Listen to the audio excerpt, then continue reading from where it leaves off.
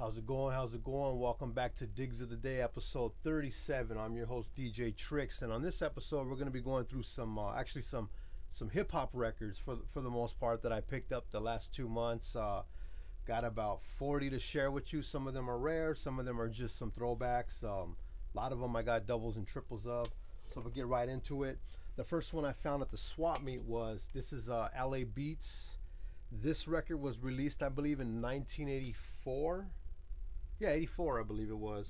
I remember buying it. It was $3.99. I bought it at Warehouse. I've got two other ones. And I was like stoked out because it had all these songs on here. It has Rockberry Jam by LA Dream Team, 808 Beats by Unknown DJ. It has Surgery by the Wrecking Crew, which is Dr. Dre. All that kind of stuff on there. And when I brought it home and played it, it was all mixed together. So I was really upset. So it's one of those records that's just a continue play. And I was very upset because I wanted, I bought the record in hopes that it would be just that one, just the one song, each track, but it ended up being a mix, and I didn't like that, but definitely worth picking up for a buck. I've got two other ones, like I said, LA Beats. Pretty rare record. It was made by JDC Records, which was an associate of McCullough Records. JDC Records was a record shop in San Pedro, I believe it was on 5th or 5th Street, yeah. Back in the early 80s, they did a lot of high energy disco. Knights of the Turntable were on JDC. Good label. I remember sending a demo myself when I was rapping with my friends there, growing up in this close to San Pedro. LA Beats, definitely worth a pickup. You could probably buy it for $15, $10 on eBay. You might want to check out LA Beats. Got all the old school electro hip hop artists on there. Another one I found was Breaking 2 Electric Boogaloo. This is the soundtrack.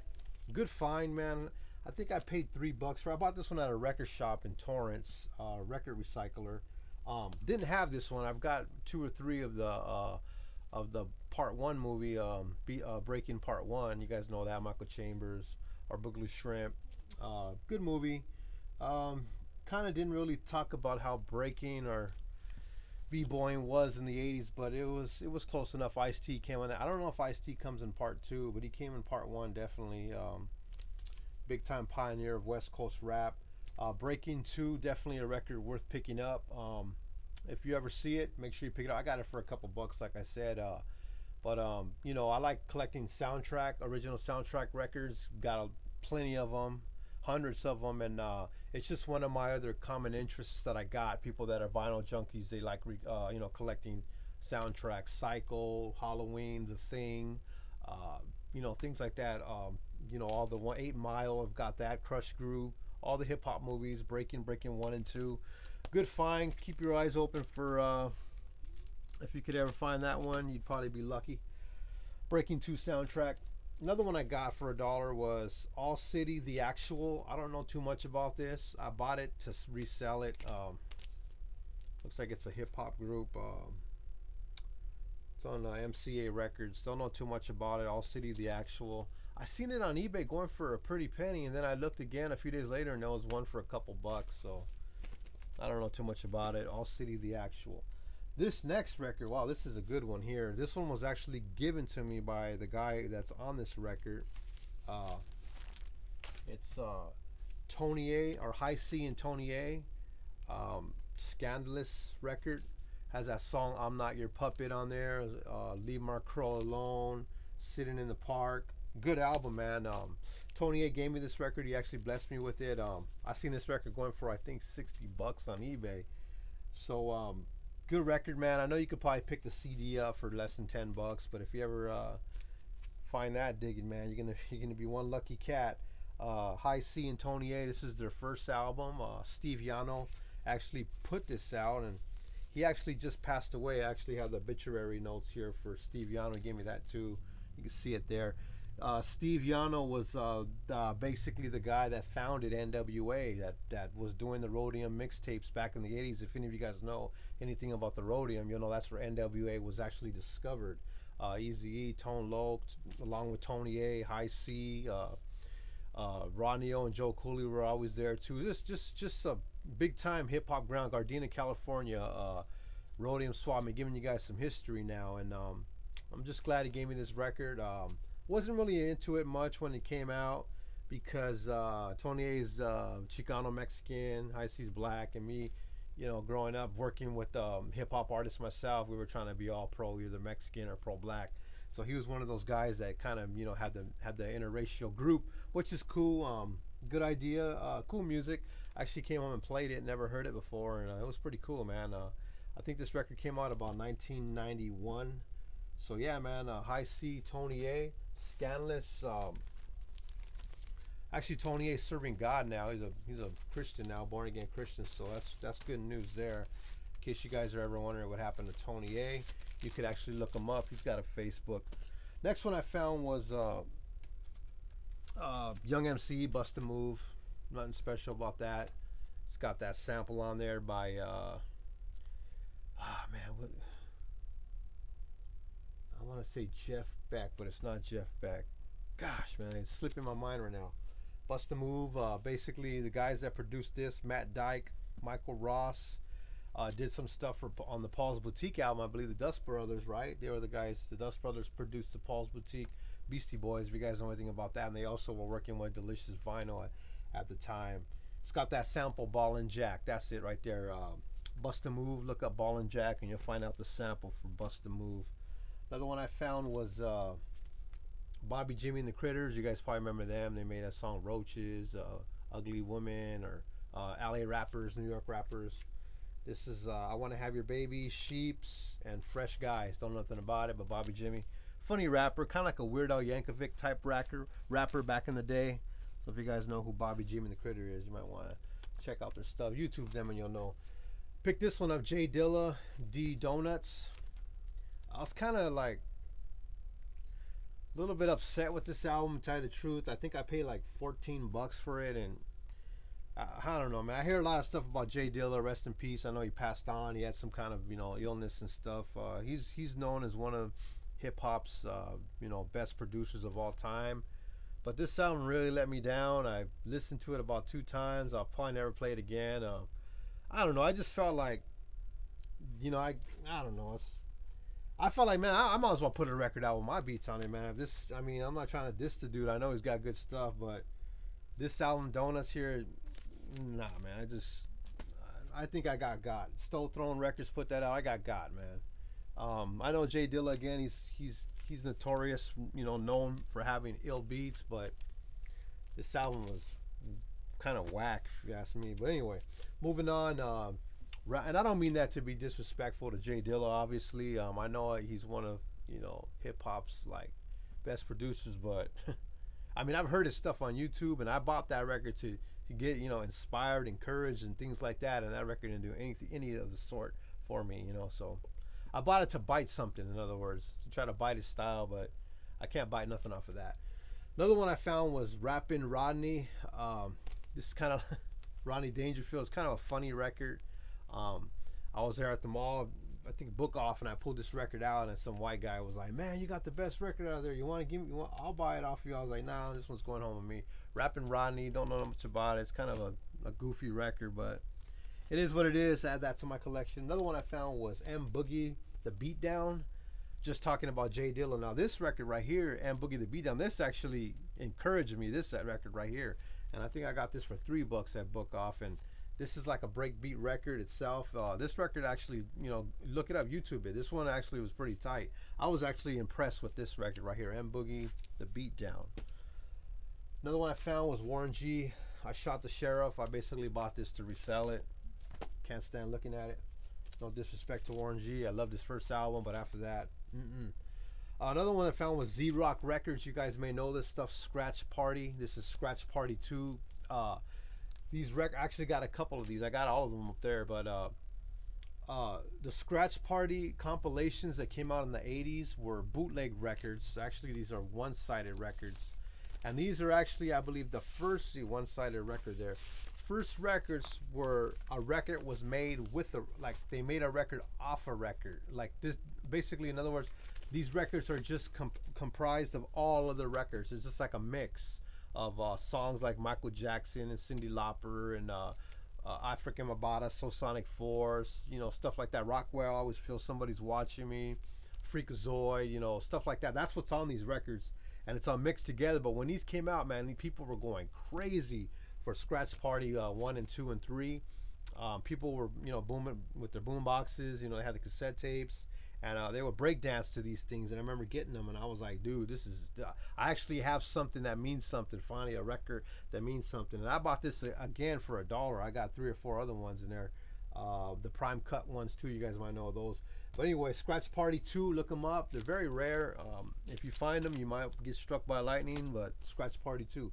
Another one I found was the Double Dutch and Hobo Scratch by Malcolm McLaren, and I've got the Do You Like Scratching one, and I believe this one has Do You Like. No, this one does not have Do You Like Scratching, but this is a pretty rare record because it's a different cover. Malcolm McLaren, Buffalo Gals there, as you see it. It's actually not Buffalo Gals. I'm sorry. It's Hobo Scratch, and when I seen this, I go, dude, I gotta pick this one up, man, because it's something that I've never seen. This cover here. I hope my mic's on. Check 1 2. Yeah, I'm looking at my Pro Tools over there. I'm running audio too. But anyway, yeah, this is a very rare record here. I tried YouTubing it, didn't come up. Malcolm McLaren, Hobo Scratch. I've got the Hobo Scratch with a different cover, but I've never seen the one with the girls actually double dutching or jump roping. Pretty cool, man. Another one I found was on Sugar Hill Records, Survival, The Message Part 2, Melly Mel and Duke Booty. Classic hip hop record right here. Can't say it enough. Survival. I remember when this thing came out, boy, I wanted to be a rapper. I remember writing all the raps down to this. Survival. Only the strong can survive. It's called Survival. This is an ill record. I've got about 2 or 3, but if I find it again for $1, I'll buy it 100 times over again. The Message Part 2, Survival. And that only goes with the next one I found, which was The Message, Grandmaster Flash. The original one, Broken Glass Everywhere. Don't push me, I'm close to the edge. Found this at the swap meet for $1. I've got 2 or 3 of them, so I had to get another one. Another one I found was the first ever battle. Like, people are talking about these battles that are going on right now with Drake, or they talk about the battles that went on with NWA and Ice Cube, and KRS-One and MC Shan. But this is the first battles where obviously Kumo D, and Busy, they used to battle. But this is Busy B. But this is one of the first ones to me in my generation, me being 43, was the Roxanne and Roxanne Shante and UTFO battles. And this is a kickoff of it, which was Roxannes Dr. And I remember they made so many Roxannes. They had Roxanne's a Man, the parents of Roxanne, or the grandparents of Roxanne. They had, I think it was the parents of Roxanne, I'm sorry. They had Roxanne's Doctor. Man, there was so many Roxannes. I don't think I have them all, but that's going to be one of my pet peeves, is to try to get every single Roxanne record they ever made. And this one's pretty cool right here, man. Roxanne's Doctor. Trying to chase down all the different 12 inches of Roxanne would be something that would be very difficult to do. I know you could find some on Discogs and eBay, but you're not going to find them all, because there was a lot that were made that were only made of 100 of. So good luck with that. Another one I found was Latin Active, Lighter Shade of Brown. You guys probably remember Lighter Shade of Brown from, I think they're from Rubidoux, Riverside area. Kind of like that Latino or Latin rap, Lighter Shade of Brown. Another one I found was one of the guys that goes down as the all-time top 3 artists or MCs. Now, if I'm going to give you guys a hint and ask you who was one of the top 3 all-time MCs, who are you going to say that it was? Some of you guys are going to say it was Biggie or Tupac, or, but going down as one of the top 3 would obviously be Rakim. And this is Microphone Fiend when he was with Eric B and Rakim. Eric B, I remember when he first came out with Eric B as president and Check Out My Melody. That's when I was deep into hip hop. That was my hip hop was my life. I think that was 1985 when they came out with Check Out My, again, the 12-inch Check Out My Melody, and our Eric B's president, Check Out My Melody. Man, that record was tight, life-changing. Marley Marl produced it. MC Shan helped out, had his hands on the mixing board there, for those who know what I'm talking about with the echo. But Rakim, yeah, check him out, man. I know that he's not, the way that MCs are today and lyricists, it's a lot different. But back when he was flipping words and rhyming the first word with the third and the second with the fourth, and punching, cutting down syllables and plugging them in somewhere else. This was something that was never done before, and Rakim was one of the first guys to do it. Microphone Fiend. Have the album, never had the 12-inch, but I got it now. Another one I found was interesting find here was Kobe. Kobe Bryant actually made a couple records, and this is the one he did with Tyra Banks. Never even played it. Thug Poet, and then Kobe K.O.B.E. Never heard it, but I'm sure some of you guys may know that Kobe actually took his shot at rapping. This was made in 1999, so this is when they were actually the world champs at that time. So Kobe, you guys know Shaquille O'Neal made a couple of records. So Kobe Bryant made some too. This is gonna be a good album to keep on right now. Hold on to. I would like to see if I ever seen Kobe or know where he's gonna be, take this and have him sign this record instead of having him sign a jersey, a basketball card. I'll have him sign the record. That might be pretty interesting. Another one I found, speaking of basketball, was The Unbeatable Dream. Akeem Olajuwon, I believe it is. Cool record, man. This one's sealed, and I found this at Book Off for $1, and man, for some reason I thought this record was going to be worth a lot of money. If you guys know who Akeem Olajuwon is, I think he played with Houston Rockets, right? Back in the 80s, but cool looking record, man, and it wasn't really worth anything. It's on McCullough Records, so this was basically the transition period of Los Angeles when it went from techno hop, McCullough and JDC dying out, to Los Angeles West Coast being saturated with underground gangster hip hop or gangster rap. And this was before that era. Some of those other ones I shared, the LA Beats, was before the gangster rap era, before Mixmaster Spade and Toddy T and Ice-T turned gangster. It was more or less hip hop. Akeem Olajuwon, cool record to have though, man. I'm glad I found it.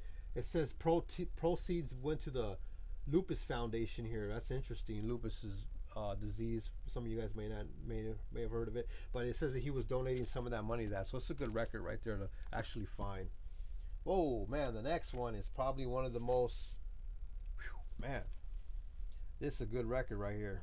You guys may not know what it is. I'll give you a hint. But this record right here, life-changing record, man, when this came out. Life-changing record. Producer Rick Rubin. This is the License to Ill Beastie Boy record. Man, this record right here changed my life. I remember when it came out. Check it out. I've got about 2 of them, but anytime I see it, I don't see it often. Actually, I never see it. This one had a sticker that said "Property of Melissa," so I think the guy gave it to me for $4, $3. But dude, I actually heard they reprinted it, some bootlegs with a double LP. They had some bootlegs on there, but I'm gonna pick that one up. They wanted like $99 for it. But this one here, man, this life-changing record. I remember when Def Jam was on top at one point, and this record actually, they had a song Paul Revere where they spun the beat backwards. No one's ever done that before in hip hop. It was the first time. Then they had that song It's a New Style where they had the double beat, the boom boom boom. Ka. To me, when I heard it, I go, this is sick. This is wiggity whack dope. Like, and like if you get a chance to, if you never really tripped on their music, you gotta trip on it. This is kind of like one of those things where you don't know what hip hop is until you heard this album. This was the best-selling album at one time. It took white boys to come out and make hip hop what it is basically today. And as a side note, the Beastie Boys were the longest hip hop group to stay together throughout all the years. It actually took cancer to kill Adam Yout, which was the founding member of the Beastie Boys. This guy right here, Adam Yout, MCA. The only thing that broke these guys up was cancer, and that's sad when you think about it. Like I said, these guys were together for many years. Groups like Run DMC broke up, NWA broke up, Above the Law broke up, Public Enemy broke up, Eric B. and Rakim broke up, De La Soul broke up, Tribe Called Quest broke up. I could go on and on and on, but Beastie Boys stood together through thick and thin, and it actually took cancer to kill them, and that's sad, man. Me being a fan of them, like I said, if you ever listen to music I produce, you'll hear Beastie Boys stuff all through my music. That's because that's how much they influenced me in my life. Man, I actually got to see him in concert. Never met him, haven't met him yet, but I got to see him in concert. Another one I found was, this is one of those other rare records, Turntable Talk, 5 Fingers of Death, which is on Super Scratch Records. It's the wrong cover, the actual jacket, but this is one of those mixed records that has that's blank on the other side. Man, this show's going too long, huh? Says blank. Another one of those crazy mixes that has like sucker MCs on there and stuff like that. Found it at the swap meet for $1. Had to pick it up. Didn't have it. Now I got it. But you guys know anything about that? Five Fingers of Death turntable top mix. Those things are very rare. I don't know what that is for this. We're gonna skip these two. Skip this. Oh, that's an interesting record right here. PID, Here We Are. PID is one of the first ever Christian rap groups. I'm thinking that actually this is actually the first Christian rap album. What year did it come out in? I think it was like 1988. So this is going to sound like Run DMC. It's 1988. This is obviously probably the first ever Christian rap album. When I say album, I mean full-length LP, more than one song. Obviously, we all know the first Christian rap artist was MC Sweet back, I think, 1981. You could Google him, but PID is one of the first Christian rap groups, along with Christian MCs from Carson, California.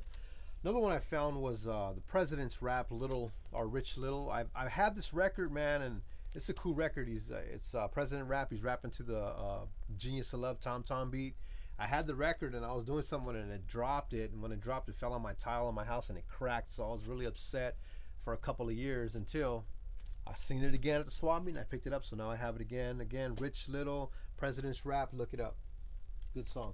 Another one I found was this one's Revenge of the B-Boy.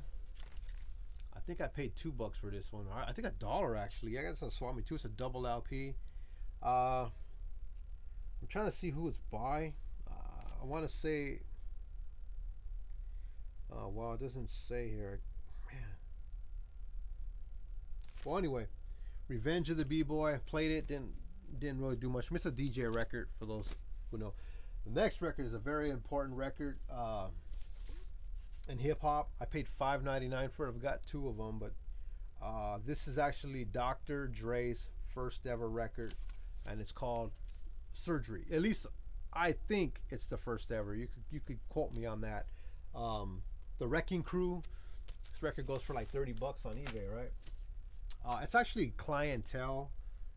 This is when Dr. Dre was from the Wrecking Crew. Good record, man. Look at that. Man, that thing is clean. I wish I had my turntable where I could play it. Yeah, scratches by Andre Young, and raps by Mark Hawkins, which was Clientele from the Wrecking Crew. But I remember growing up, man, seeing the Wrecking Crew perform at Big John's by my house in Carson, and they were just regular guys, man. I remember we did a show at San Rico Hall, and NWA were right there, right by us, and this was before they were big, and I was like, wow. But looking back now that Dr. Dre obviously is a billionaire, this is the first record. This record got to be worth at least a couple $100, man. You know what I mean? Like, come on, give me something here, you know? I remember my friend actually redrew this in art class when we were like in 8th or 7th grade. Philip knows who he is. But yeah, dude, this is a very important record. If I ever see it, I'm definitely gonna buy it, especially when it has the artwork. Dr. Dre again, Surgery, Dr. Dre's first ever record. Take a look at it. You may never see it again. Another one I found was actually my cousin gave me this record. Murder Was the Case by Calvin Brodus. Our Snoop Dogg. There's two records in here. Cool video, I remember it. Yeah, it's got the green one. I don't know why it's two records. I guess it's and the red one. What's up with Snoop? Is he a blood or what, or a Crip? I never could figure that out. Anyway, this was when Snoop Dogg was actually good. I never really followed Snoop Dogg after the Doggy Style album. I know Dre did the Doggy Style album, and after that, ups and downs, smile and frown. I don't know. What did Snoop ever do after that? I don't even know. It's a case with a lot of rappers, but Murder Was a Case. It's like I said, the Doggy Style album was fat. Tight production, good work. Another one I found was This Is For La Raza. This is for La Raza. Kid Frost. I've got another one of these. I seen it and I bought it. It's kind of like a joke. I don't know. Like, I remember when this came out, man, it was like people were just clowning this dude, man. All, dudes from the Harbor area, guys that I knew, gangmen, cholos, When this came out, they were just, it was a joke. They were laughing. The funny thing about it was that Kid Frost was working with black guys besides Tony Gonzalez, who outproduced this record. But I know his DJ Will Rock was a black guy, and when we would be around other blacks, they would be like, "Kid Frost is tight." Like blacks actually liked Kid Frost, but Chicanos and Mexicans, they couldn't stand this guy. It was just like a joke. I don't know. This is for the Rasa. I hope Kid Frost ain't watching. He'll probably get mad at me. But Kid Frost is cool now. I don't know. I guess he was cool back then. I don't know. I just, like I said, I don't know. It is what it is. Anyway, let me move on. Let me get out of that one. This is a good record I finally got. Paid $5.99 for it. It's LL Cool J, Dangerous, and I Want You, 12-inch. We're back rolling, guys. Hey, sorry about that. Something happened with the camera. Anyway, next one I picked up was classic hip hop joint. Finally found it. Never had it. Have the album. Dangerous and I Want You, 12-inch, LL Cool J. Don't need to say any more than that. Got the I Want You instrumental, as well as the Dangerous instrumental. LL Cool J, another guy that was transparent in a lot of us as hip-hop artists back in the 80s. Didn't really follow him after the bad. He did the Radio album, which had, Dear Yvette and, That's a Lie, and those songs, Rock the Bells, of course.